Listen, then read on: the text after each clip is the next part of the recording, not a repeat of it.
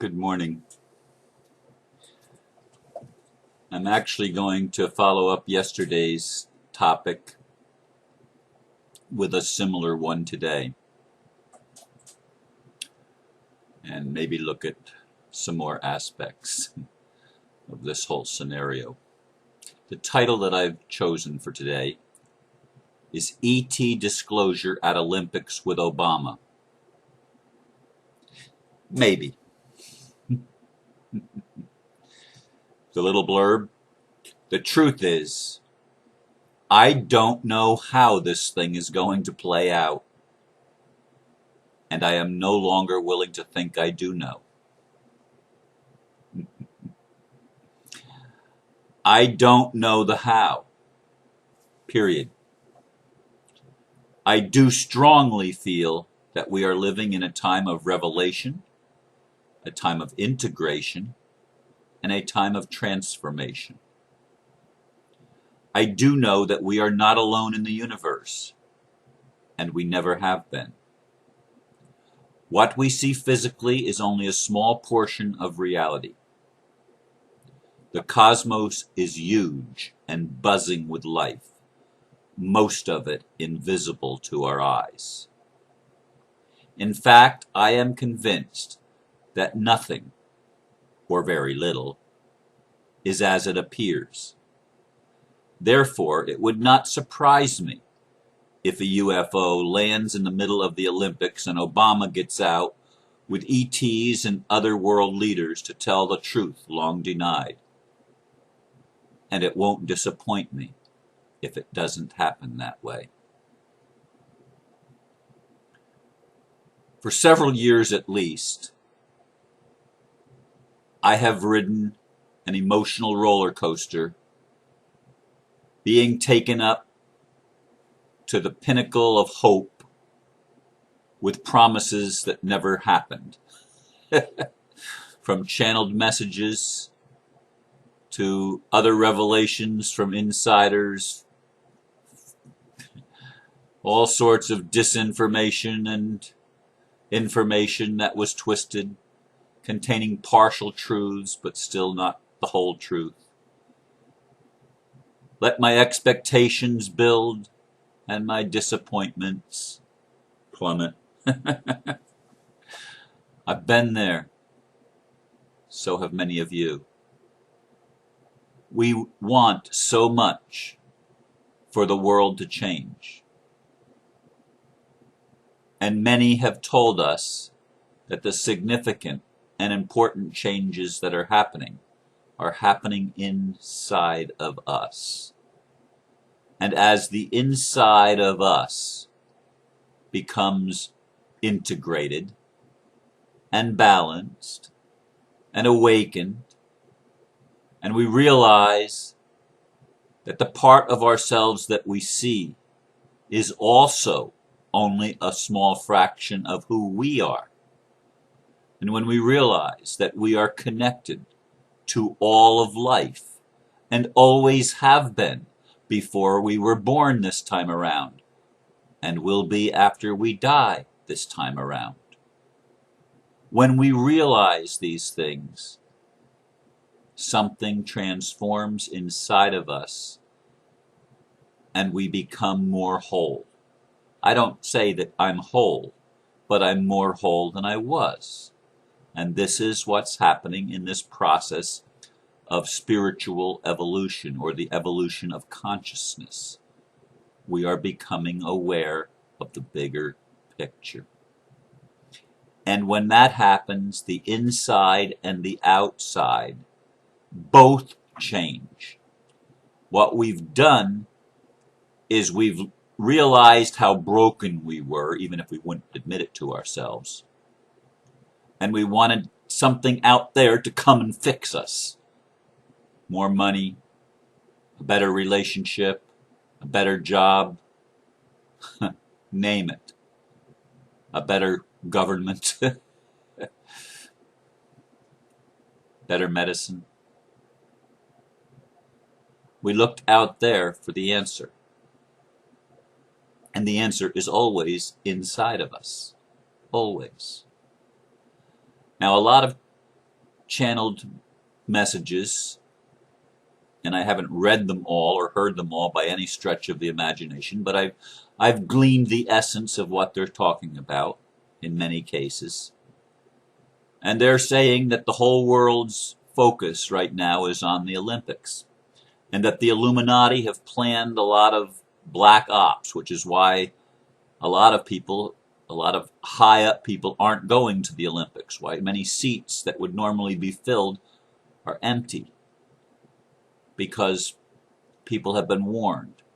I talked about that some yesterday, about them building this stadium on a nuclear dump with radioactive waste materials underneath the stadium.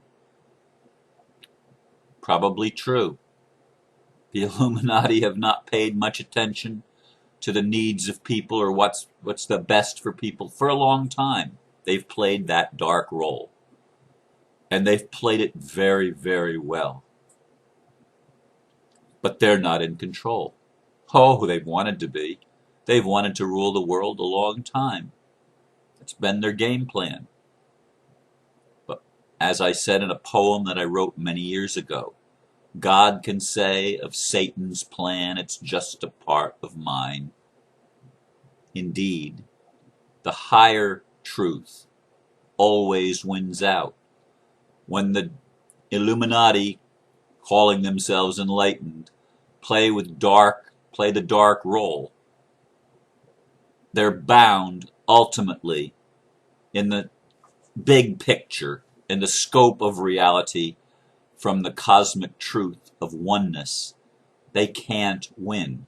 Light always exposes the deeds of darkness. Always. Always will. In your life, my life, everybody's life, it will always expose what's hidden. That's what's happening in 2012. Now, it's my firm belief, and almost a knowing for sure, though I've never met an ET, I've never actually seen physically an angel. I have felt the presence, or what seemed like the presence, of non-physical beings, but I've never actually touched one or perceived one with my eyes, nor heard one audibly with my ears, although I have gotten messages that seem to arrive telepathically. But I know I'm not alone. I know that what I see is not the whole picture. And that's where we've fallen and allowed ourselves to be sold the bill of goods of separation, which always generates fear. The primary motivation, or the primary emotion rather, of separation consciousness is fear. That's the motivating emotion. That's what drives the whole engine, fear. And that's where we've all been living, in the world of appearances, in the world of illusion, if you will. It's a real world, but it's a transient world. And it's a world where not everything is visible. But we think that what we see is all there is. And we're fearful because of that.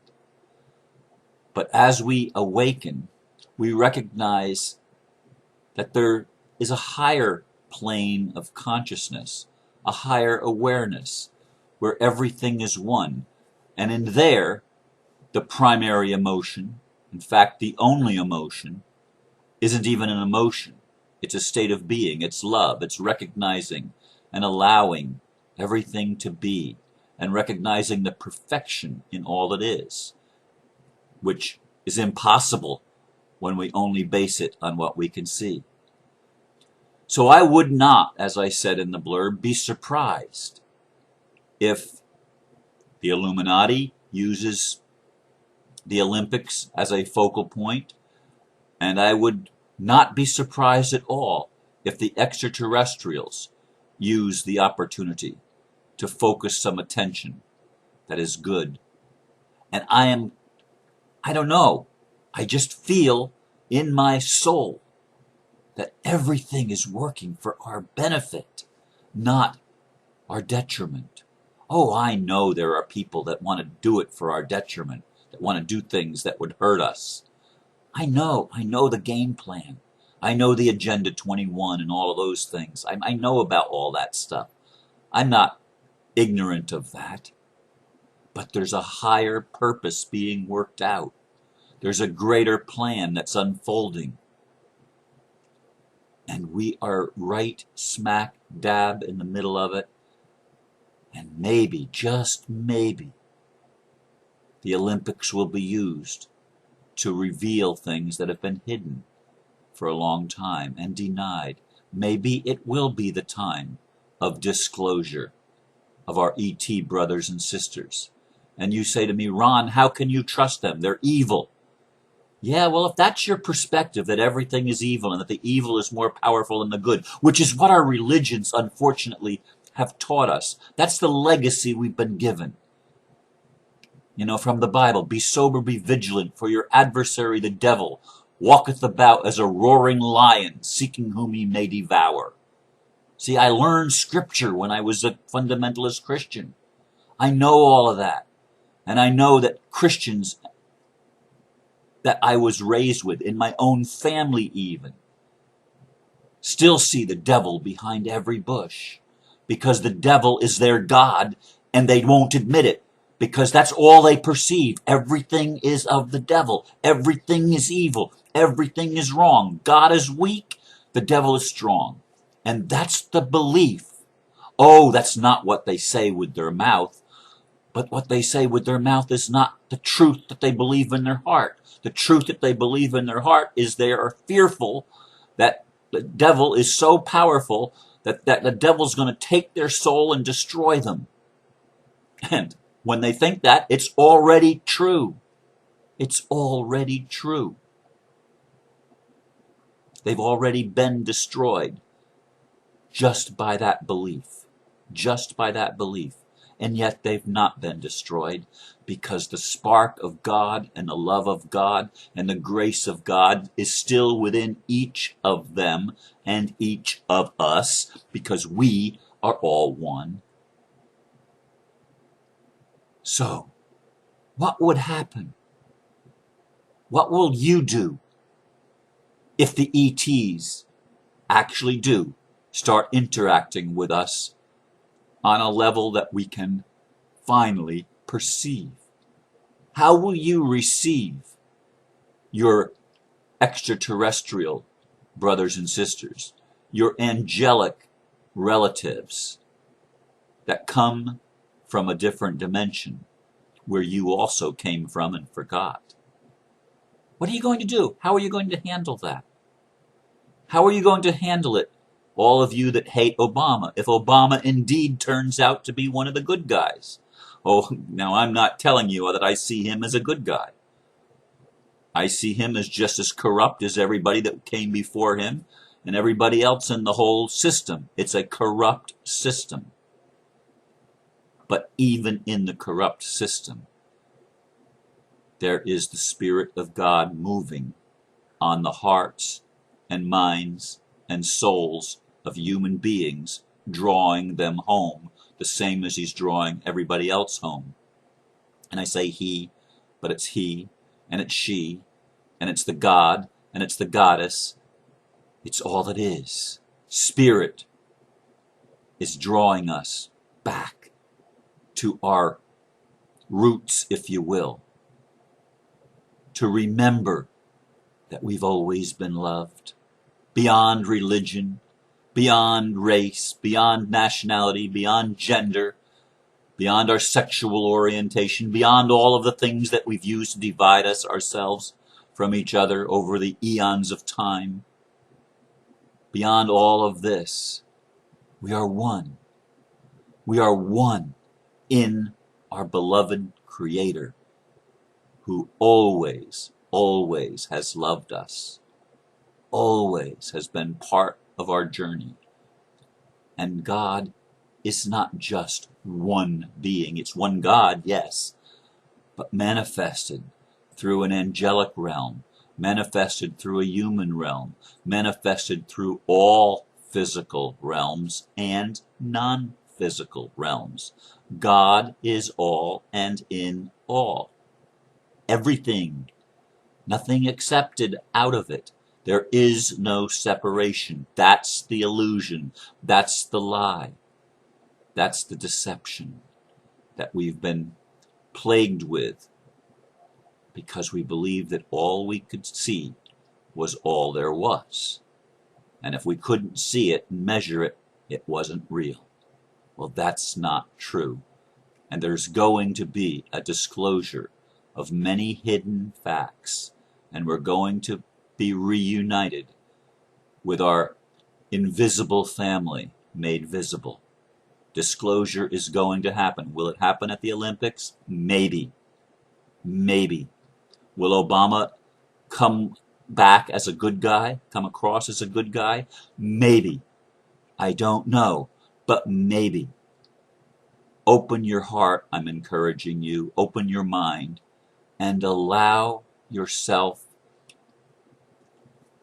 to be open to whatever spirit brings us and however it unfolds, to welcome it with receptivity, with peace, and with love in your heart. Don't be motivated by the fear. To the best of your ability, try to get out of that, try to avoid that. Recognize the fear that's there, but embrace it and love it till it silences its voice, and it will.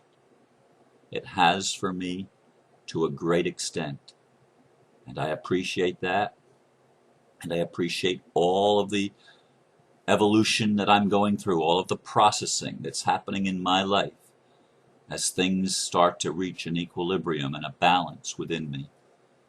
And I believe that's happening in many of us, and together we're changing the world.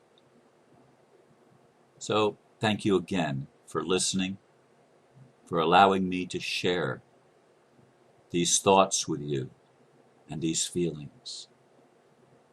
I truly love each one of you, regardless of whether you see what I see or not, because I know that at the deepest level of our being, we are one and we are love.